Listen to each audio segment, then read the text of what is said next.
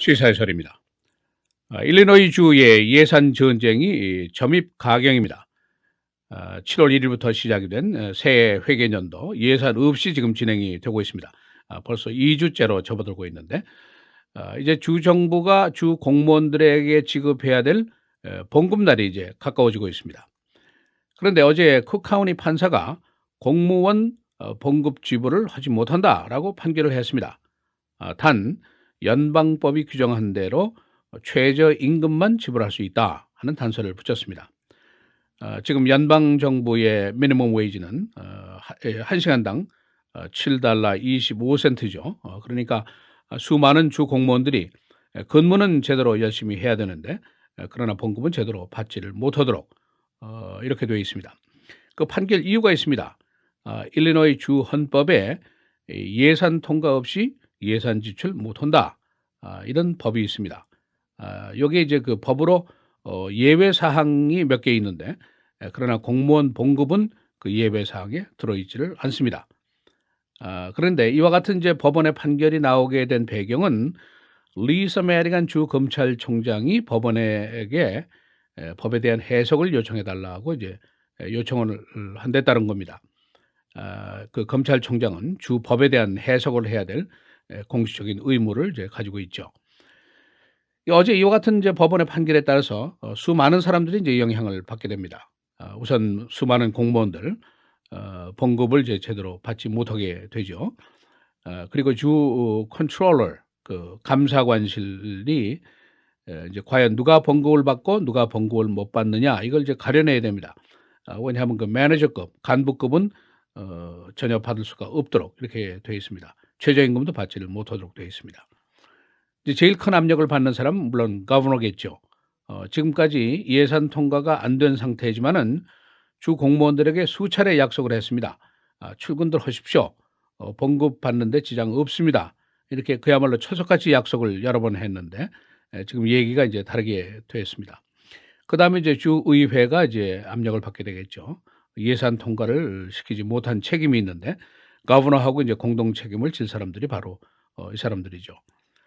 그래서 이제 주지사하고 주감사관실이 즉각 법원에 항소를 제기를 했습니다.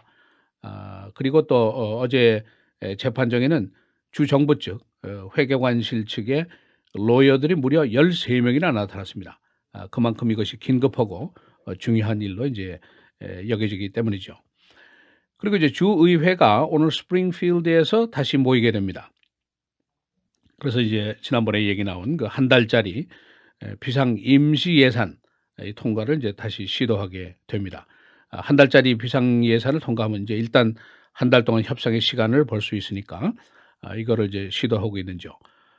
그런데 이 두 가지 시도가 있습니다만은 이게 다 성사되기가 어렵다. 여기 이제 바로 문제가 있습니다. 이 감사관실의 반론이 있습니다. 첫째는 주회계관실, 그 감사관실의 시스템이 누가 최저연금을 받을 수 있느냐 또는 누가 받지 못하느냐 이거를 구별할 수가 없다는 거죠. 그 시스템으로는. 이걸 가려내려면은 이 감사관실의 컴퓨터로 한 달 정도 걸릴 것이다. 그런 얘기를 하고 있습니다. 이게 이제 바로 문제입니다. 그다음에 또 한 가지 반론은 2007년도에 비슷한 상황이 있었습니다. 그 당시에도 예산 통과가 되지 않았는데 그러나 이제 당시에 페이첵을 발행한 전례가 있지 않느냐. 그러니까 이번에도 fully 그 페이체크를 낼 수 있도록 해달라 이제 그런 반론입니다. 그러나 이 반론에 대한 반론이 또 있죠. 감사관실에서 도대체 그동안 뭘 했느냐. 문제가 있으면은 그 시스템을 빨리 고쳐야지 컴퓨터가 안 된다고 그 시스템이 안 된다고 법을 위반해가면서 봉급을 지불할 수는 없지 않느냐. 그건 어불성설이다. 그런 입장이죠. 또 한 가지 2007년도 상황인데 예산 통과가 안 된 상태에서 봉급을 지불했다고 지금 거기서 주장을 하는데 상황이 다르다는 거죠. 그 당시에는 합의 직전이고 내용상에는 합의가 된 시점에서 봉급을 지불한 것이다. 그런 얘기입니다. 지금 상태는 그때하고 비교하면 어떤가? 가버너하고 의회의 예산 논쟁이 합의점은 아주 멀고도 먼 상황이고 지금 사실은 출발도 하지 못한 그런 상황이다. 이런 차이가 있다는 거죠. 그러니까 헌법을 위반하면서 페이첵을 줄 수가 없다. 이제 그런 반론입니다.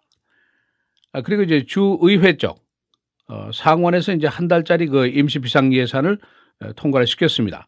그리고 이제 오늘 하원에서 이제 통과를 시도하게 되는데, 그런데 이제 문제가 있습니다. 만일 통과가 되더라도 가버너가 yes 또는 no를 하는데 60일 동안의 시간을 가지고 있습니다. 그러니까 가버너 입장에서는 뭐 비토다 아니다 할 필요도 없이 그냥 이 안을 60일 동안 깔고 앉아만 있으면은 자동적으로 무효가 되는 거죠. 이게 30일짜리 예산이니까 더 이상 뭐 얘기할 필요도 없습니다. 가버너의 입장은 뭐냐?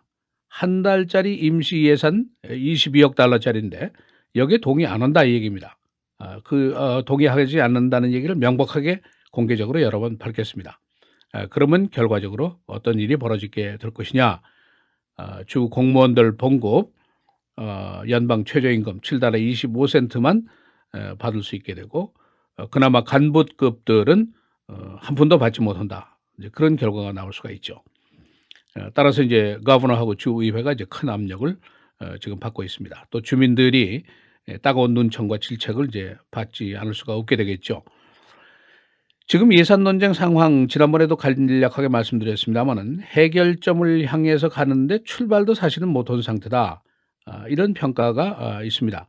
지금 뭐 어디서 얼마를 깎고 얼마를 추가해라 뭐 이런 협상의 상황이 전혀 아닙니다.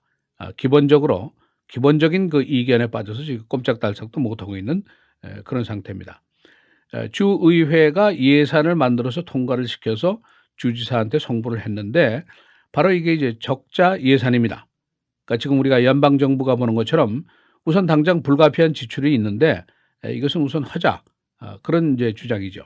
그러나 가버너 쪽에서는 적자 예산은 무조건 나는 노다. 그래서 비토를 했단 말이죠.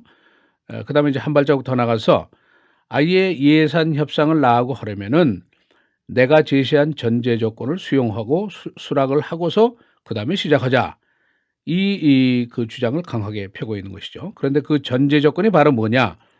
가버너가 지금까지 쭉 주장해온 pro-business, anti-union, 친기업, 반노조 이겁니다. 그러니까 근로자라든가 노조의 권한을 아주 크게 위축시키고 감축하는 그런 조항들이 여기 들어있죠. 그런데 이제 민주당 측에서는 도저히 이걸 수용할 수가 없는 조건들입니다. 근로자라든가 노조가 민주당에 표받치지 않습니까? 그리고 민주당이 항상 주장하는 근로자 중상층 보호 이 원칙에 전혀 이제 위배되는 그런 정책이니까 이걸 수용할 수가 없죠. 그러니까 예산 협상이 아직도 시작도 안 된 상태다. 이제 그런 얘기가 나오게 됩니다. 한 가지 다양한 일이 있습니다. 법으로 정해놓은 사전 지출 허가가 있는 조항들이 있습니다. 그 지난번에 한번 간략하게 말씀드렸습니다만은 은퇴연금, 은퇴한 공무원들에 대한 돈은 계속 나갑니다. 또 부채 변제, 또 tax refund, 그다음에 child care, 그 극변자 가족의 어린아이들 보호하는 거, 그다음에 nursing홈 지원하는 거, 그다음에 장애자 예산 지원 이런 거는 나가도록 이렇게 법으로 정해져 있습니다. 그리고 또 한 가지 정해져 있는 것이 있는데 법이 어떻게 얘기를 하든지 상황이 어떻든지 이 돈은 나간다 이렇게 되어 있는 게 있는데 바로 법원 판사들 봉급입니다. 그리고 의회의 의원들 봉급 제 아무리 예산 전쟁이 심각하게 벌어지더라도 이 봉급만은 제때 나가도록 법으로 아주 규정이 되어 있습니다.